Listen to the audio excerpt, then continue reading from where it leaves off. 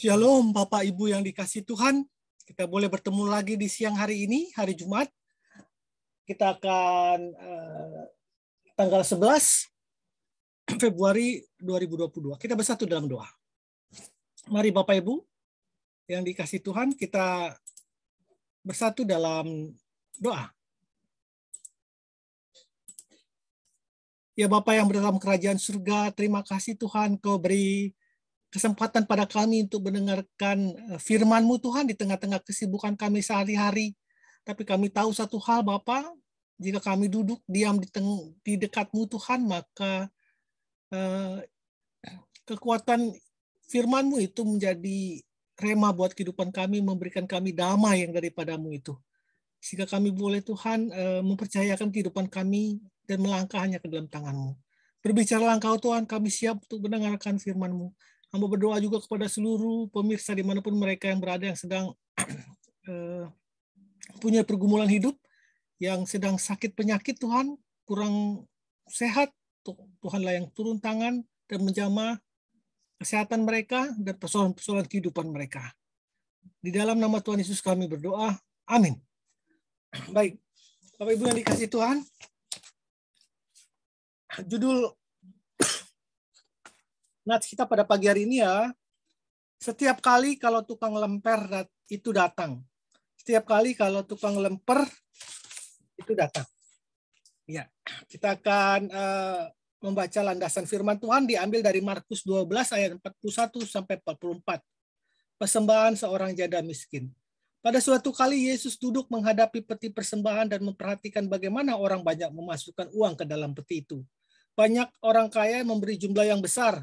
Lalu datanglah seorang janda yang miskin dan ia memasukkan 2 peser, yaitu 1 duit.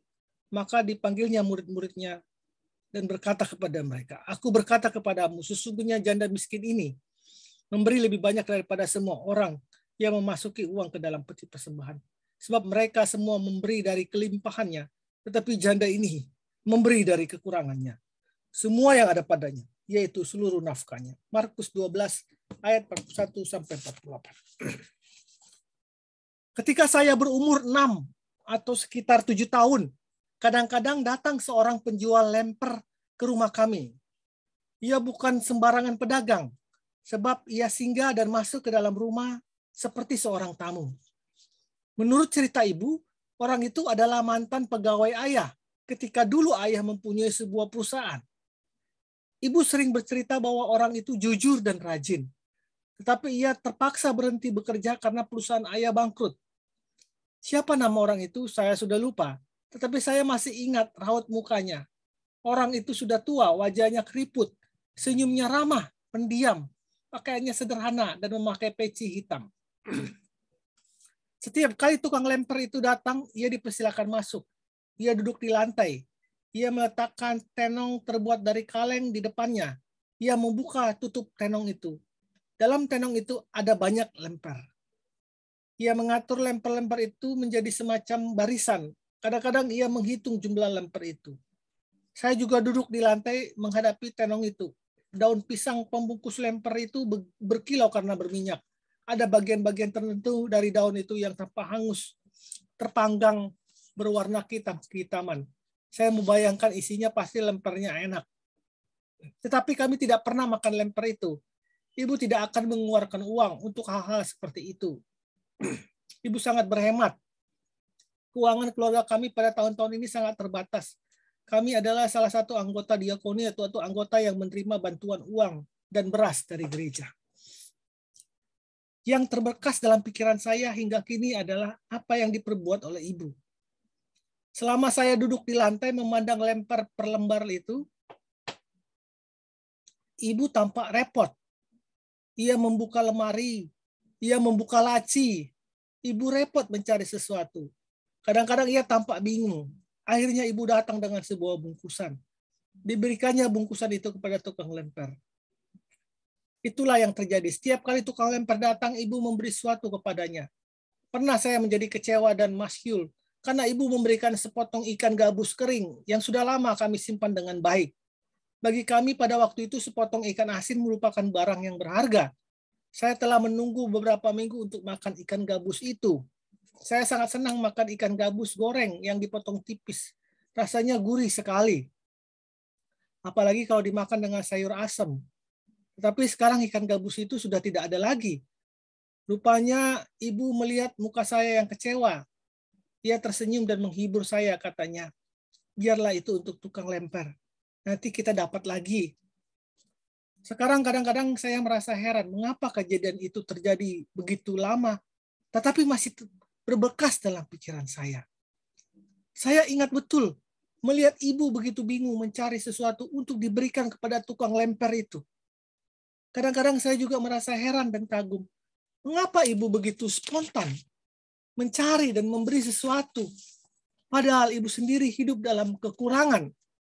Ibu bekerja membanting tulang dari pagi sampai malam dengan melakukan rupa-rupa pekerjaan untuk mencari nafkah dari hari ke hari. Soalnya ayah sudah lama tidak bekerja karena sakit menahun. Tanggungan ibu sangat berat. Dan herannya ibu bisa memberi dari segala tanggungan yang dia tanggung itu. Sekarang kalau saya membaca ucapan Tuhan Yesus tentang seorang ibu, seorang nenek yang memberi dari kekurangannya, seorang janda yang memberi dari kekurangannya di Markus 12 ayat 41-48. Saya langsung teringat kepada kejadian ini, kejadian ibu. Kepala saya tertunduk mengenang almarhum ibu dan terbayanglah lagi di depan mata apa yang diperbuat ibu setiap kali tukang lempar itu datang. Bapak Ibu yang dikasihi Tuhan,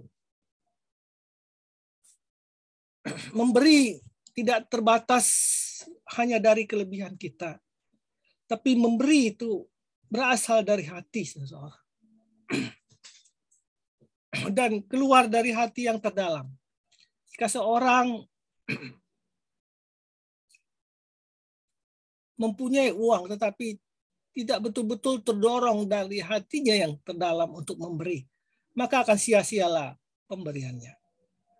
Tapi Ibu saya mau mengatakan bahwa pemberian itu bukan hanya sebatas uang. Pemberian itu bisa berupa perhatian, sapaan, pertolongan dalam bentuk fisik dan lain-lain kepada sesama kita, pada saudara-saudara kita, kepada siapapun yang membutuhkannya. Lakukanlah itu dengan sepenuh hatimu, dengan kesungguhan hatimu. Pasti Tuhan akan memperhitungkannya dalam hidupmu. Selamat berbagi, selamat memberi. Tuhan Yesus memberkatimu. Amin. Amin.